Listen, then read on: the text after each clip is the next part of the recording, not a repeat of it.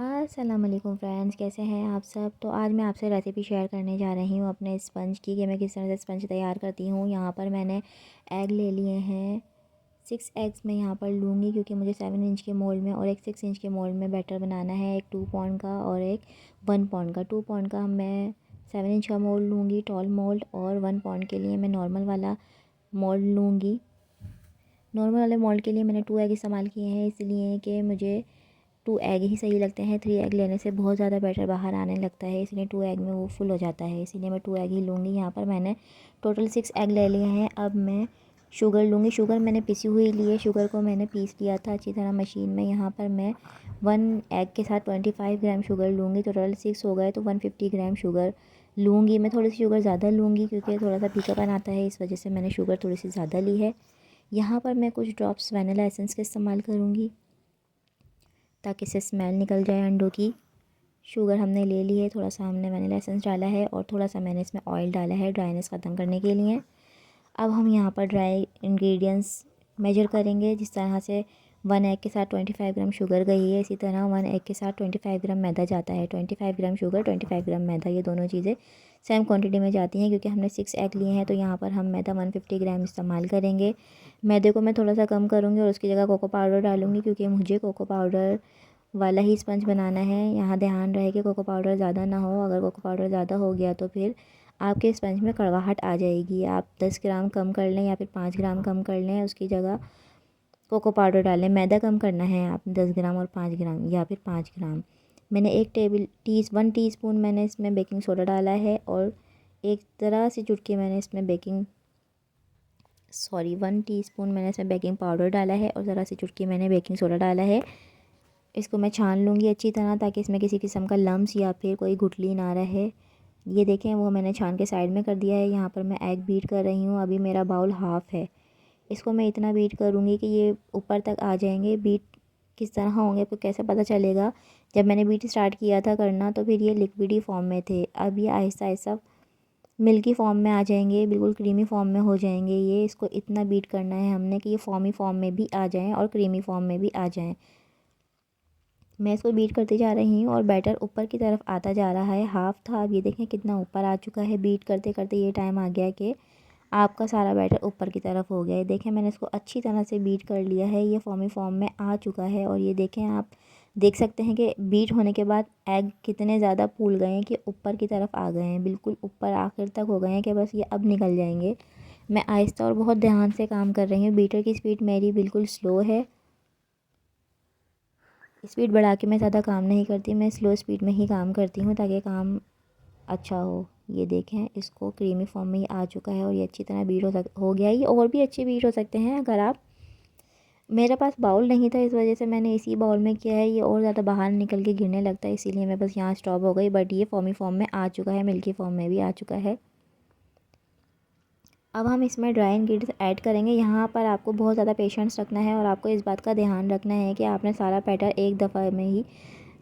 आपने एक दफ़ा में ही ऐड नहीं करना। अगर आपने यहाँ पर गलती कर दी तो आपका सारा प्लेटर ख़राब हो जाएगा और आपका जो स्पंज है वो सही नहीं बनेगा, हार्ड बनेगा और ना ही वो फूलेगा। तो यहाँ पर थोड़े थोड़े आपने इंग्रेडिएंट्स डालने हैं और इसको मिक्स करना है। देखें, आप देख सकते हैं मेरी फ़िंगर्स इस तरह खोल के फ़िंगर्स को अंदर करना है और इसको अच्छी तरह मिक्सिंग करनी है।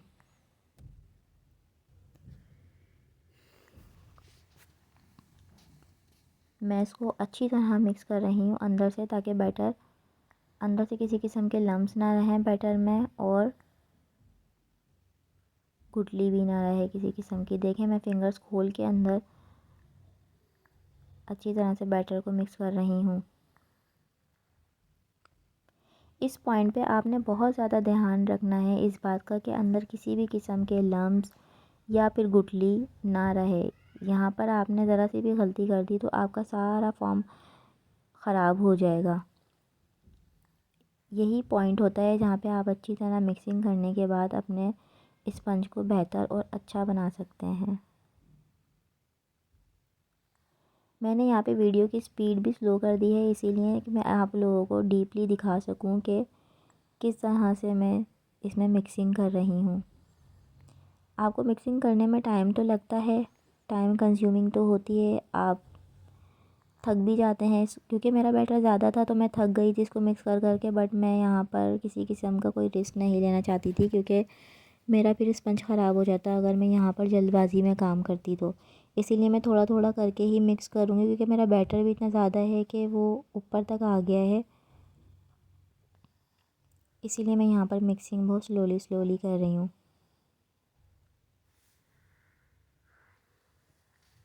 देख सकते हैं आप लोग मैं कितना टाइम ले रही हूँ इसको मिक्स करने के लिए। हालांकि मैंने थोड़ा ही डाला है लेकिन मैं चेक कर रही हूँ कि अंदर से सारे लम्स ख़त्म हो गए।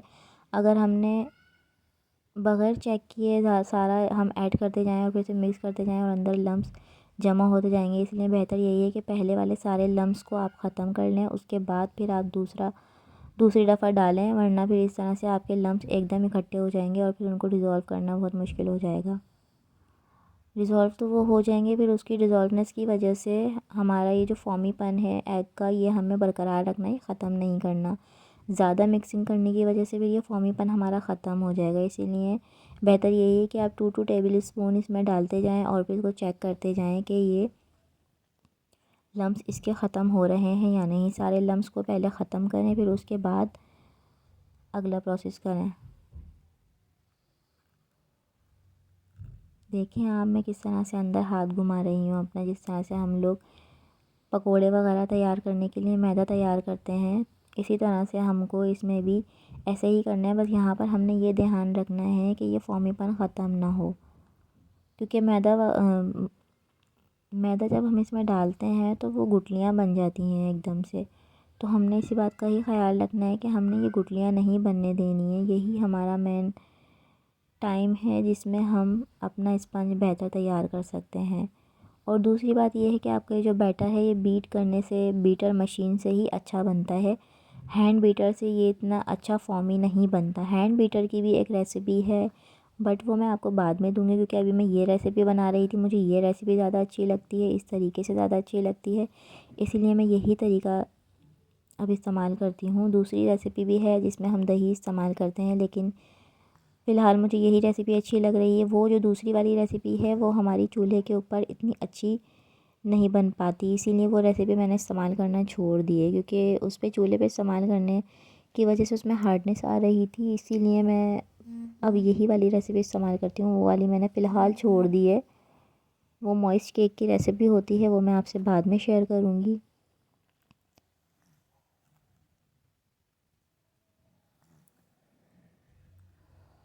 पहले मैं भी हैंड बीटर से ही करती थी, तो उससे इतना ज़्यादा फ्लफ़ी और फॉमीपन नहीं आता था और हाथ भी दुख जाते थे मिक्स कर के, लेकिन ये फॉमीपन नहीं आता था। तो कोशिश करें, अगर आप बेकिंग का शौक़ रखते हैं तो फिर आप एक बीटर तो ले ही लें। बीटर से आपकी ज़िंदगी आसान हो जाएगी बेकिंग के काम में।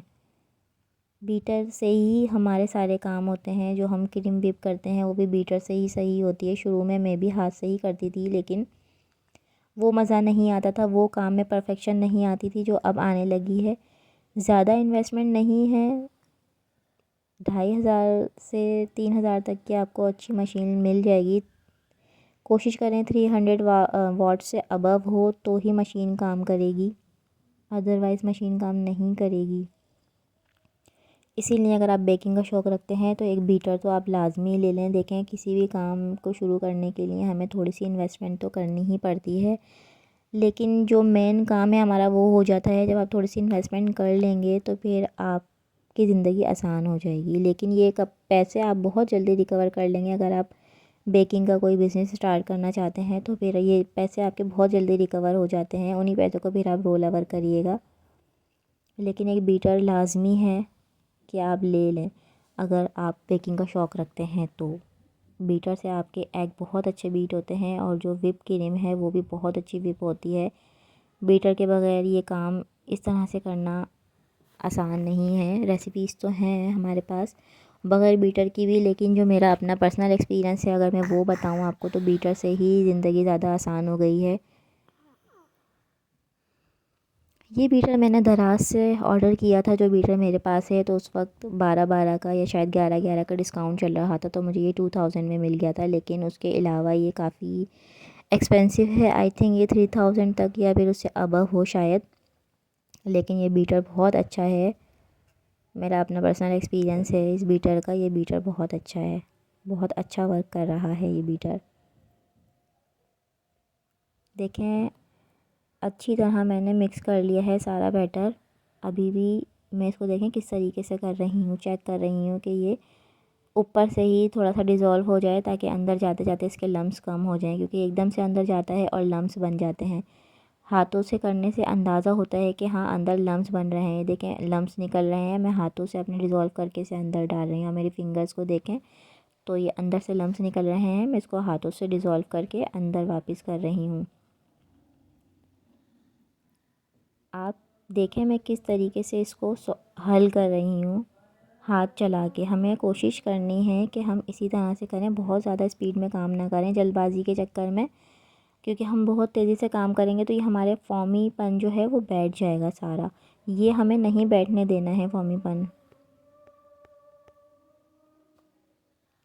देख सकते हैं आप लोग, मैंने सारा बैटर इसमें डाल के इसको अच्छी तरह मिक्स कर लिया है। पहले वाला चेक करें अच्छी तरह मिक्स हो गया है, फिर उसके बाद दोबारा डालें। एकदम सारा ना डालें और एकदम सारे लम्स बन जाएंगे और फिर काम आपका ख़राब हो जाएगा। मैंने सारा बैटर आहिस्ता आहिस्ता डाल दिया है। अब ये लास्ट का बचा था, मैंने ये भी डाल दिया है इसके अंदर। अब जो है मैं इसको भी अच्छी तरह से मिक्स कर लूँगी। थोड़ा सा मैं इसको झाड़ रही हूँ ताकि जो उसमें लगा हुआ है वो भी सारा निकल जाए। होम बेकर होने का आपको यही फ़ायदा है कि आप कोई भी चीज़ ज़ाया नहीं होने देते और काम भी सफाई से हो जाता है इंतहाई। होम बेकर का यही फ़ायदा है कि इंतहाई सफाई से वो काम करते हैं। जिस तरह वो अपने घर के काम करते हैं इसी तरीके से वो केक भी बनाते हैं आपके लिए, इंतहाई मोहब्बत और सफाई के साथ। देखिए मैंने सारा बैटर जो है अच्छी तरह मिक्स कर लिया है। इसका आप कलर भी चेक कर सकते हैं, ब्राउनी कलर आ गया है, इसमें चॉकलेटी कलर आ गया है कोको पाउडर डालने से। मैं अपने सारे स्पंज ज़्यादातर कोको पाउडर के ही बनाती हूँ, क्योंकि इसका टेस्ट ज़्यादा अच्छा आता है। अगर कोई वनीला में मांगता है तो फिर वो मैं वनीला में बनाती हूँ, वनीला का टेस्ट भी अच्छा है। लेकिन मैं चॉकलेटी ही ज़्यादा इस्तेमाल करती हूँ, क्योंकि ज़्यादातर चॉकलेट के ही ऑर्डर आते हैं कि अंदर से स्पंज चॉकलेटी ही होना चाहिए।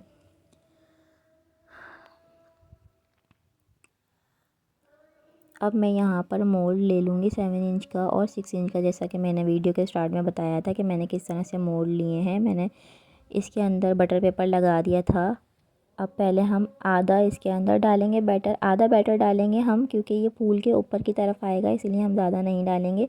अगर हम इसे ज़्यादा भरेंगे तो फिर फूल के निकलने लग जाएगा, इसलिए हमने हाफ़ मोल्ड में डाला है। ये मोल्ड मेरा टॉल मोल्ड है और ये वाला मेरा नॉर्मल वाला मोल्ड है। वो 7 इंच का है और ये वाला 6 इंच का नॉर्मल वाला मोल्ड है। क्योंकि ऑर्डर का तो कुछ पता नहीं होता, किसी टाइम कोई भी ऑर्डर आ सकता है, तो फिर मैं ये बना के रखती हूँ।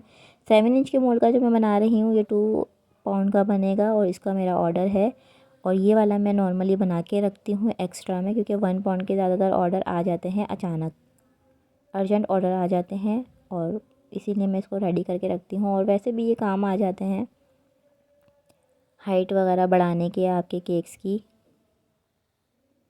कोशिश किया करें अगर आप एक्स्ट्रा में बना के रख रहे हैं तो बड़े मोल्ड के बना के रखें, यानी 6 इंच या 7 इंच के या फिर 8 इंच के, क्योंकि उसमें से आप कटिंग, अगर आपके पास अर्जेंट ऑर्डर आ जाता है तो आप कटिंग कर सकते हैं उसके अंदर से। लेकिन अगर आप छोटा बना के रखेंगे एक्स्ट्रा में तो उससे आप कटिंग नहीं कर सकते, ना आप उसका साइज़ बढ़ा सकते हैं। बड़े का साइज़ तो आप छोटा कर सकते हैं। देखिए मैंने अच्छी तरह बैटर को भर दिया है। अब मैं चूल्हे पे इसको रख दूँगी 1 घंटे के लिए बेक होने के लिए।